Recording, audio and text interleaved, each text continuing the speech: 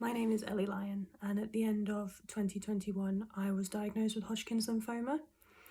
I spent a couple of months having some strange symptoms. I lost about 10 kilograms of weight without really doing anything. I had strange food aversions, these lumps in my neck, and a shortness of breath. It took about 3 months of going to the GP to eventually get sent for a hospital referral. When I was at the hospital, I had a chest x-ray, and as I was leaving the hospital, the doctor called me to say that she was worried about me, which was fun. And then a couple of weeks after that, I'd had a biopsy, I'd had blood tests, all kinds of things done, and they said, you're going to come in on the 19th of December and pack a bag because you'll probably be here for a while.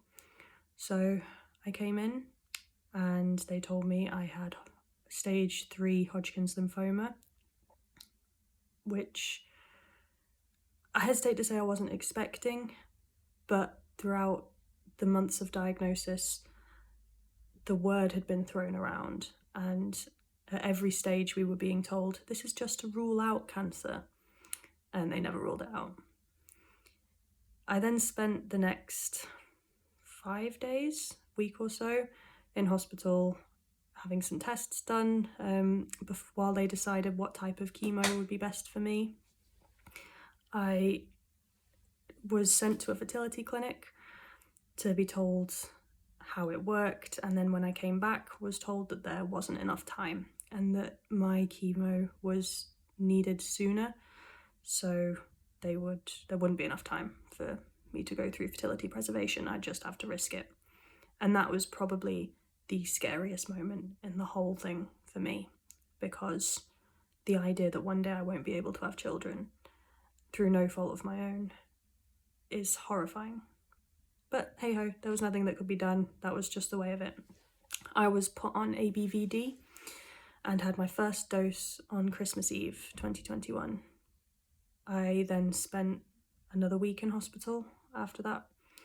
Eventually came back, continued for a little while, got sepsis, which was fun, went back into hospital.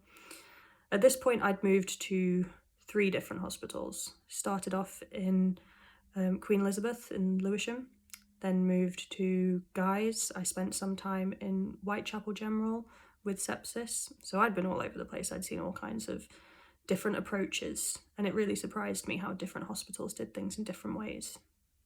But my main hospital was Guy's. That's where I went for chemo. Went there for about 3 months, having ABVD. All through this I was working. I felt mostly okay, so I didn't see any problem with bringing my laptop and plugging myself into the chemo whilst I was working. But then, whilst I was having my chemo, my rent got increased, thank you London landlords, and it was decided that it was probably best for me to move back in with my parents. This was only doubled by the fact that ABVD wasn't working. They needed to move me onto escalated Biacop-DAC, which was a more intense form of chemo. So I moved back up north to be with my parents so I could then move to the Christie Hospital. And I had 6 cycles of escalated Biacop-DAC, which, again, I seemed mostly fine with.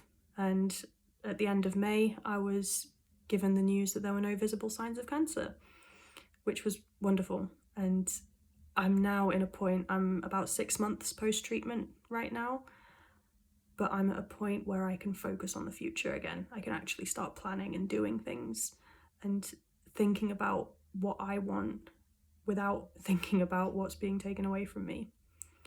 But one of the things that I can't deny has been taken away from me was my strength. I was pretty strong before chemo. I considered myself quite a strong girl. I'd done a lot of martial arts. And I think one of the reasons I reacted so well to chemo was because it targeted my muscles.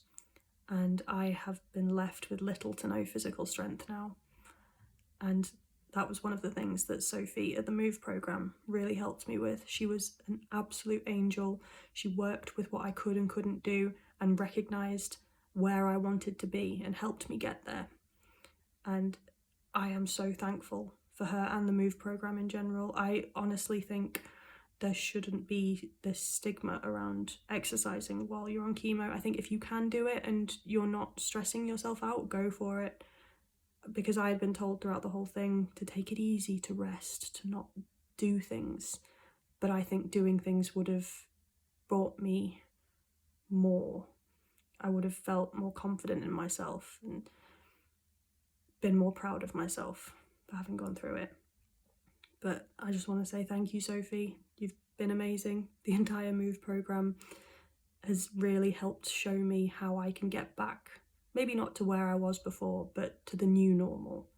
I can work towards something different now. Thank you.